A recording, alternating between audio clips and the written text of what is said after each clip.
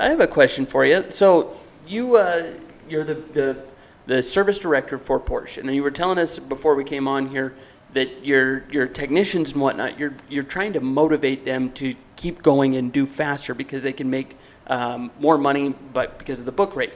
Could you explain that a little bit, and then I have a follow-up question for you a little bit too. Sure. So in a general service department, we all have service managers are pretty much like, we don't have different jobs across different brands, but it's almost the same. It's very similar. We're all in charge of keeping employees, keeping them motivated, keeping them happy, but then also keeping everything productive.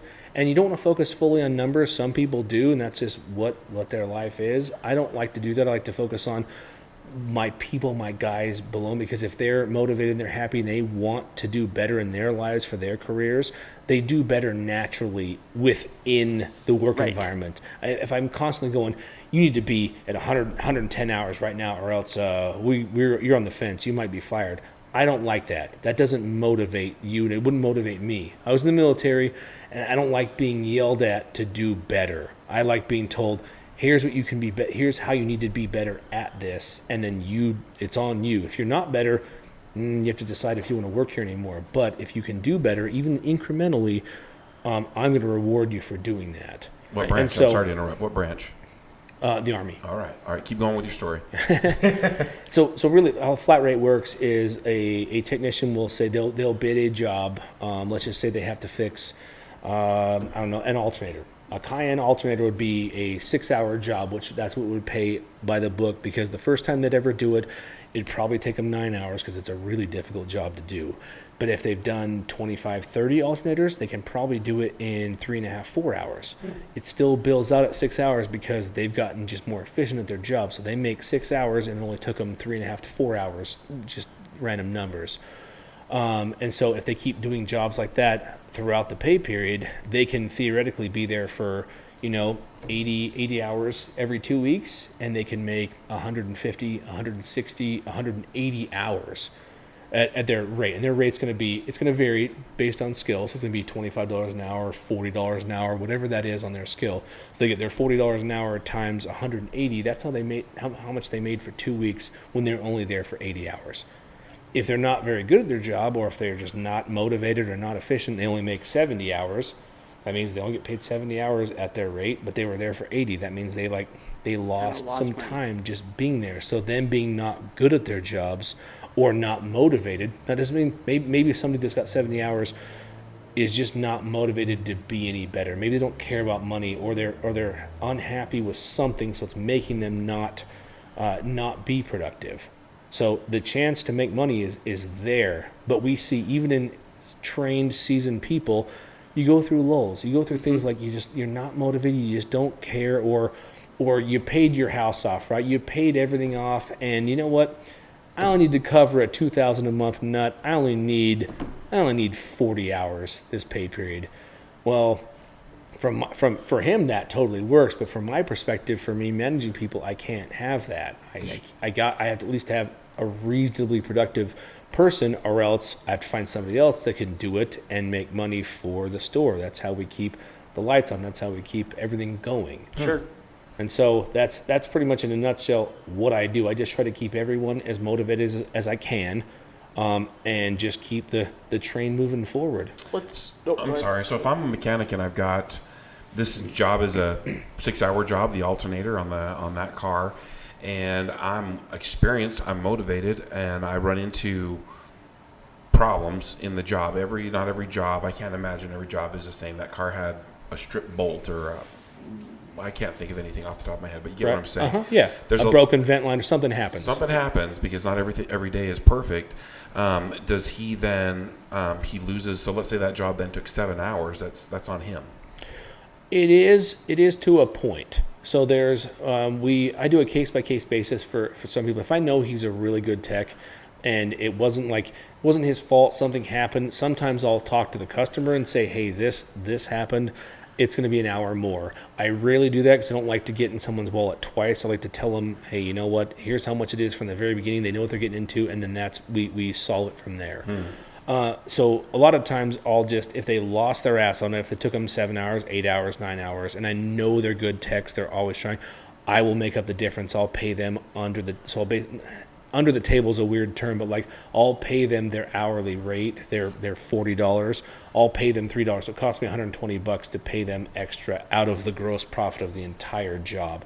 So I will do that if it warrants it.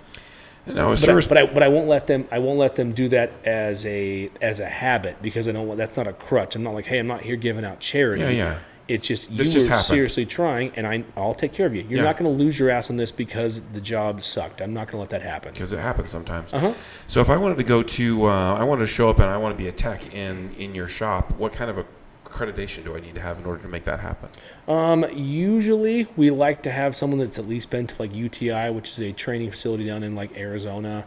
The last 2 people I've hired went to a Porsche training. It's called PTAP. It's a Porsche training apprentice program that's in California, Philadelphia, and Atlanta, I believe. I mean, there might be some other ones, but I'm pretty sure those are the top 3. And I pay a certain fee to hire them, and they come To the with, school? to the school, Okay. to the school, and they come to me certified. So meaning, if I just hire someone off the street, because I can do that. Like if you wanted a job, I go, okay, do these classes while you're working here, while we're giving you oil changes, doing this for 1 year. We'll send you to training for a week, do this, and you can become a bronze level technician. It usually takes 2 years-ish to do that. But these guys, I pay the fee up front, so they come to me certified. There's still a gamble. Are they good technicians? Because just because you're good at school, or you know you're smart and you know things, doesn't mean you're good at working on cars. Or showing up, or all the things. Exactly. Right? It doesn't mean you're a good technician. You put in the training, and so I'm giving you a shot. It's costing me $10,000 to even get you, so you better make it worth it. Because I know you're like one guy, he traveled across country from Florida to come work here, and I want to make it work for him. I'm never gonna say like, okay, well, you came here, you're not working out after a month. See ya. Kick rocks, bro. Yeah. I would never do that. I want to make sure that like he has an opportunity to make his mark. If he doesn't after a year, we just have to talk. Like, hey, you're not cutting it. We need to figure something out, something to make you more productive. That's cool. Then, so you take it as a leadership challenge more than a personnel challenge. Like, what can we do to create that runway for you? Totally. How long is the school in Phoenix? I want to say it's around 6 months. There's different levels of how far you want to go into it, but most people do it for 6 months. And the apprenticeship, the other one, Another 3 months to 6 months. So a year. You figure a year to be and if you figure a year of college is pretty nice, considering if you went to college. Yep. 4 years is kind of a dream. Usually it's like it's 5-6 years to actually finish. Yeah.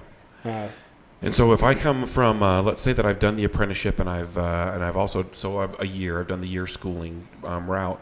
What would be an expectation for an entry-level service technician in a shop like yours? So it's for our market, I'd probably say what I do is I like to bring people on for a little lower than I want to pay them, because I want to see how they do, and then I offer them an incentive to get there within 90 days. So I would say entry level, probably around $22 to $25 an hour. Okay. To start out. And then after 90 days of success? After 90 days of success, 28 to 30. And then you have to think too, 28 to 30, let's just say $30 an hour, you're talking what, maybe $60,000 a year. You have to think the $30 an hour, if they're good, that 30 can be way more than like 60,000. 60 It could be $100 an hour, it could be essentially. $150,000 a year. Right. I mean, Because if they're you really cranking through the because jobs. they're cranking through the 30, jobs. $30 an hour They're for paying book rate. 160 hours. Yeah. Wow. Okay. Thanks for So that. it can be very profitable if you're motivated and you're good. Yeah, and you're hustling. Or it can be, and the number one question I have when I interview people, when they come into me, I just ask them, this is the very first thing I say, I'm like, are you here for a job or a career?